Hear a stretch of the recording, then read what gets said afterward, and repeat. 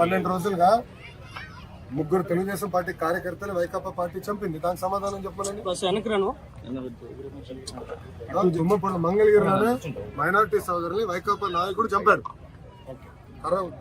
Bat పట్టుకుని కొట్టి చంపేశాడు. వాళ్ళు మా కార్యకర్తలు చంపి ఇప్పుడు ఏమో ప్రశ్న అడుగుతున్నారు.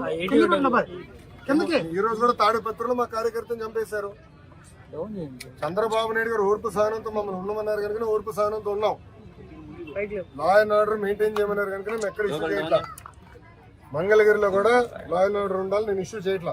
చెప్తున్నా, మిమ్మల్ని అడుగుతున్నా, ఎక్కడండి వైకాపా కార్యకర్త ఎవరు దెబ్బ తగిలింది, ఎవరిని చంపా? మేము ఒక్కటి జోలికి వెళ్ళాం. మేము వాళ్ళు ముగ్గురు మమ్మల్ని చంపి తిప్పి మా పైన ఆరోపణ చేస్తాం. కరెక్ట్ గా రుషికొండ ప్యాలెస్ బహిర్గతం అయింది.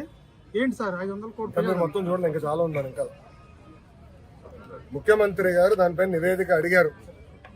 ఎంత ఖర్చు అయింది, దేనికి ఖర్చు పెట్టారు, మొత్తం డీటెయిల్స్ అడిగారు. ఇంకా రావాల్సిన అవసరం ఉంది.